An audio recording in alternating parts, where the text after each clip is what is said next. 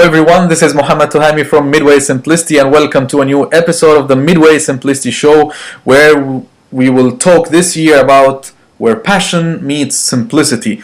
And my very special guest today is Candice Bridges from the simpleyear.com, and she is the winner of the Simplicity Blog of the Year 2013. She got the highest number of votes and she deserves it absolutely. Her blog is full of amazing wisdom and people love it. Candice, welcome to the show. Thank you.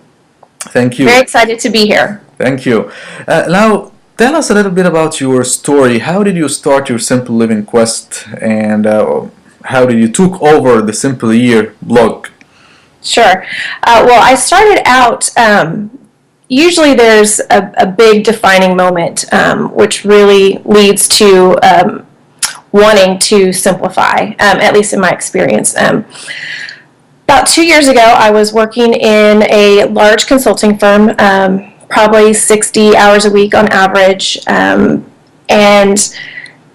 I was just running from day to day to day to day, just trying to get through the day, get my work done, spend a little bit of time with my kids and my husband, and I felt like it was just too much. And then on March 17th of 2012, actually, I was picking up my daughter and my back fractured.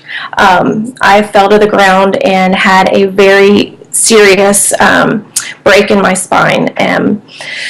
So that sort of like was a screeching halt to life as I knew it. From that point on, I was basically bedbound for 6 to 9 months, very limited mobility. And during that time, you can't really go anywhere or do much, so I started reading. And I found a lot of Simple Living blogs and Simple Living books, and it really resonated with me because I had been going 100 miles an hour and not really living life, just getting through life. And so that really just forced me to stop and take stock of what my life was like and really what I wanted it to be like. So really it just honed in on what I wanted my family to be, what I wanted my life to be, and where I wanted to be spending my time and what I valued.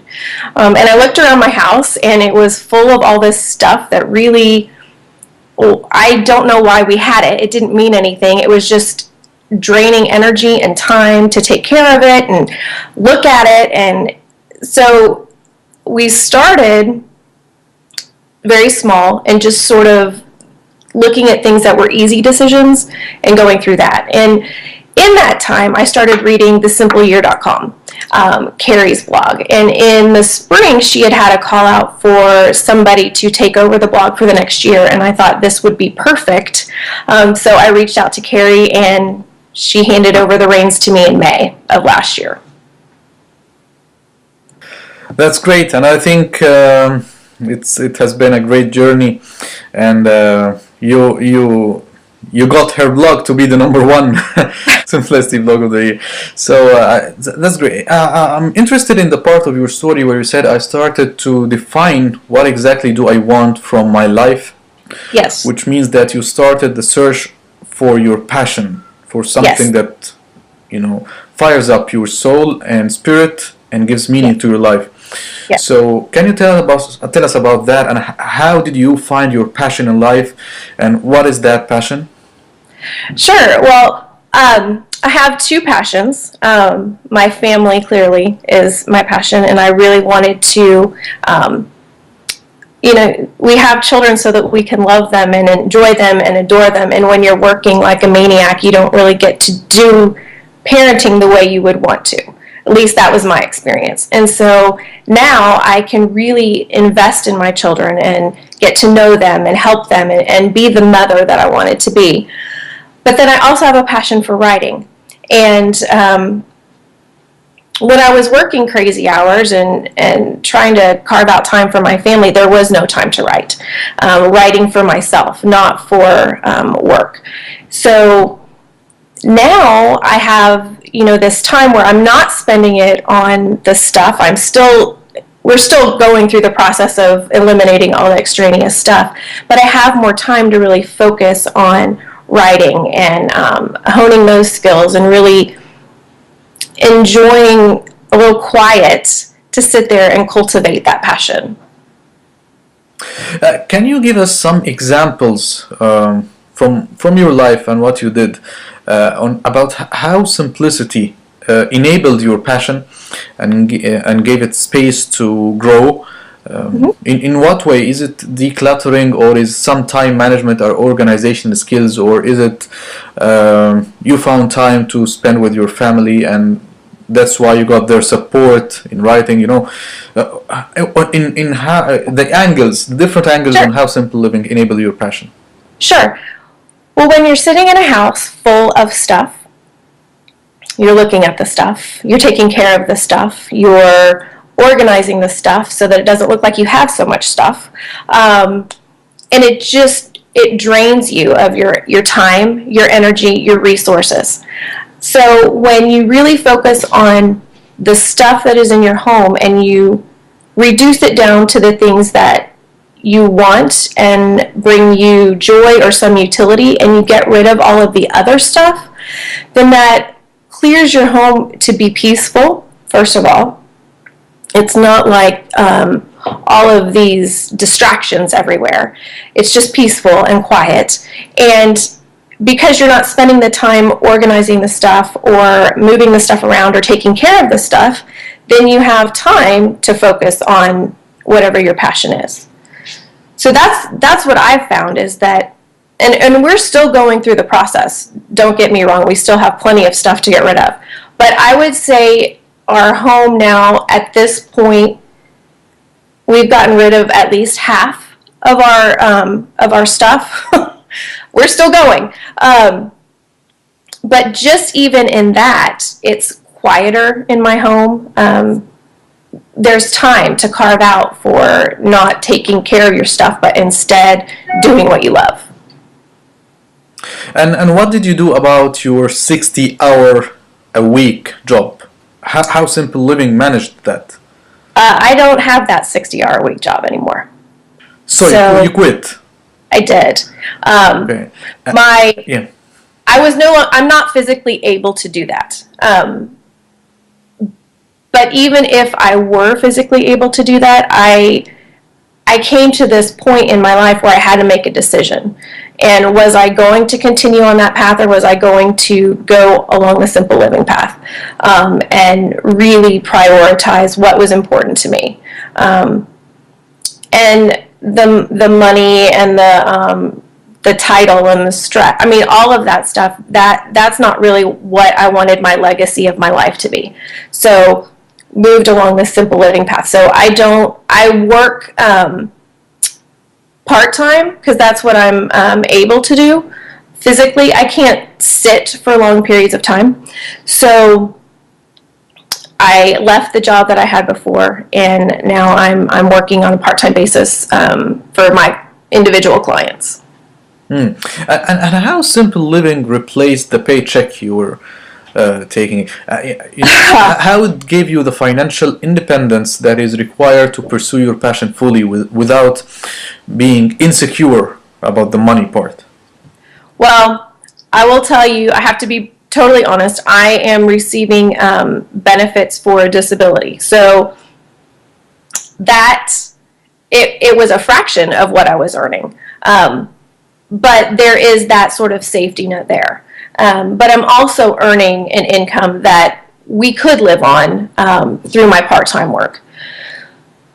But it's not living the way you were living. Buying a lot of things or spending money on just random stuff or services. I mean, you have to be a lot more self-sufficient, and you have to really focus on what is most important. And the finances just seem to work themselves out. We eliminated a car and got a very fuel efficient car instead. It's not as shiny, and it's not a luxury car, but it gets us where we need to go, and it's more fuel efficient, so that helps with the financial standpoint of car ownership. It's just, you have to focus on what is most important to you. And so, is the car important to you, or is the time with your family or on your passion important to you? And so we've had to make a lot of those decisions. And, is eating out at a restaurant 3 times a week important to you, or is sitting down at the family dinner table important to you? So all of those things sort of go together. And once you make that decision to go the simple living way, the other things seem to follow. As you make the decision, you think about what's important and which way you want to go, and then you just take that route and make decisions with that in mind. Yeah. What you said will trigger a question here, which is, how do you see the connection between passion and simplicity? Because why I'm asking this question is because every simple living decision that anyone can take, on the long run, it could turn out that the person may feel that he is sacrificing a lot, getting rid of things, replacing the car with another one that is not as good as the other brand, and so on. So as you go through the journey, if you don't have a passion, or if you don't do that for a reason, then you will not maintain the simple living path. So how do you see the connection? Should passion comes first, and then simplicity acts like a sweeper that clears the way to anything that's not related to your passion? Or should simple living comes first, and when you have some free time, space, and energy and money, then you can think about what should you do with these things, or reclaimed freedom, and pursue something that you like. So how do you see this connection? For me, really, it was the beginning of the simple living journey, and really identifying priorities, the values and priorities I wanted to live my life by. And as I started to declutter and get rid of things, that started to become really clear, and it opened up space for me to pursue my passion. So for me, the simple living path came first, and the room for the passions came after. But they're very interconnected. So I don't think one way is the right way or the only way. I think for me, it started with a decision, and from that simple living sort of moment, then I just started following that path, and the rest came. Awesome. Can you share with us some of your favorite simplicity tips that you have posted on your blog last year? Some of the, like, 2 or 3 favorite simple living ideas that really resonated with your readers, and it was like a new idea. You were a pioneer in that area. Well, I had one blog entry that was pretty popular about how to, once you've decided to get rid of something, the best way to do that. There's a lot of discussion about trash versus recycle versus finding a new home for the item. And honestly, what I've learned from this process is there was a mindless accumulation of the stuff, but being conscious about how I got rid of the stuff could sometimes be paralyzing. It's like, okay, so I mindlessly brought this stuff in. I don't want to mindlessly throw this stuff out. So finding a responsible way to get rid of the thing sometimes was, sometimes it takes a long time and it takes extra energy. And so it's sort of a rub, you've accumulated all this stuff, and now you can't just throw it out. I mean, you could, but I don't think that's the responsible way to get rid of stuff. And so it's like this thing that you're trying to get rid of is continuing to haunt you. If you just would have never bought it in the first place, you wouldn't have to go through this whole process. So that was very interesting for me. A lot of opinions on the best way to dispose of items. Let's see, there was another on, just prioritizing things and life events that really clarify the importance of what your values are. I had a very dear friend who was diagnosed with cancer, and 4 weeks later she passed away. And so that really clarified for me, relationships are so much more important than the physical items in your home. And so really, because I wasn't taking care of all this crap, I was focusing my attention on her and her family and really valuing that friendship. So I would say relationships also get their due and more time and attention if you aren't constantly battling all this stuff.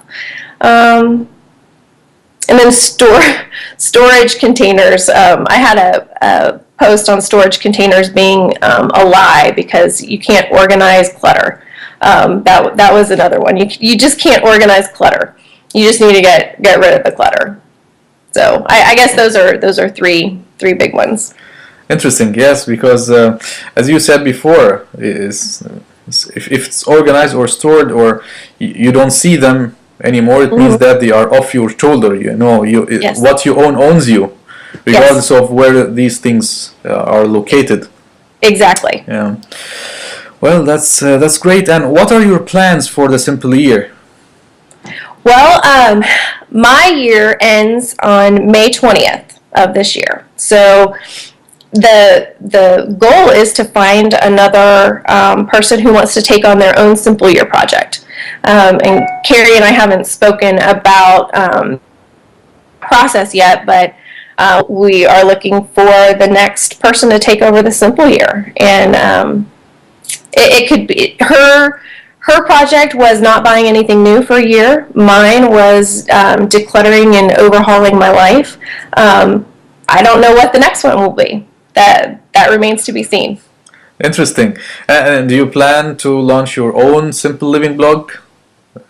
I don't know. I haven't thought about it. I've thought about writing a book, since that is my passion. Yeah. So we'll see. I don't know. Awesome. So it has been a pleasure to have you on the show, Candice. And if you would like to leave us with final words of wisdom for our viewers, that would be great. Sure. I would say, your life is so much more than the stuff that you own.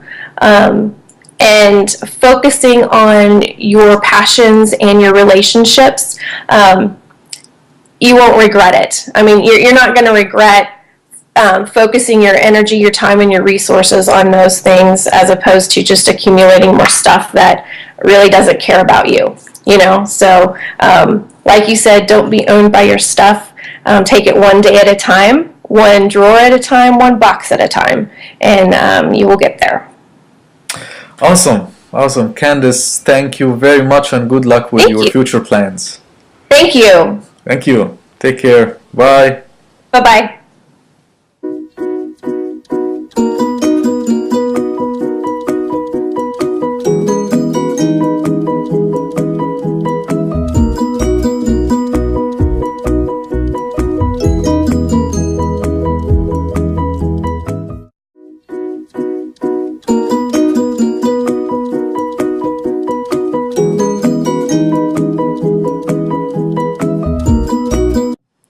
Hello everyone, this is Mohammed Tuhami from Midway Simplicity and welcome to a new episode of the Midway Simplicity Show where we will talk this year about where passion meets simplicity. And my very special guest today is Candice Bridges from the simpleyear.com, and she is the winner of the Simplicity Blog of the Year 2013. She got the highest number of votes and she deserves it absolutely. Her blog is full of amazing wisdom and people... I was just running from day to day to day to day, just trying to get through the day, get my work done, spend a little bit of time with my kids and my husband, and I felt like it was just too much. And then on March 17th of 2012, actually, I was picking up my daughter and my back fractured. I fell to the ground and had a very serious break in my spine. So that sort of like was a screeching halt to life as I knew it. From that point on, I was basically bedbound for 6 to 9 months, very limited mobility. And during that time, you can't really go anywhere or do much, so I started reading. And I found a lot of simple living blogs and simple living books, and it really resonated with me because I had been going 100 miles an hour and not really living life, just getting through life. And so that really just forced me to stop and take stock of what my life was like and really what I wanted it to be like. So really it just honed in on what I wanted my family to be, what I wanted my life to be. Love it. Candace, welcome to the show. Thank you. Thank you. Very excited to be here. Thank you. Now, tell us a little bit about your story. How did you start your Simple Living quest, and how did you took over the Simple Year blog? Sure. Well, I started out, usually there's a big defining moment, which really leads to wanting to simplify, at least in my experience. About 2 years ago, I was working in a large consulting firm, probably 60 hours a week on average, and where I wanted to be spending my time and what I valued.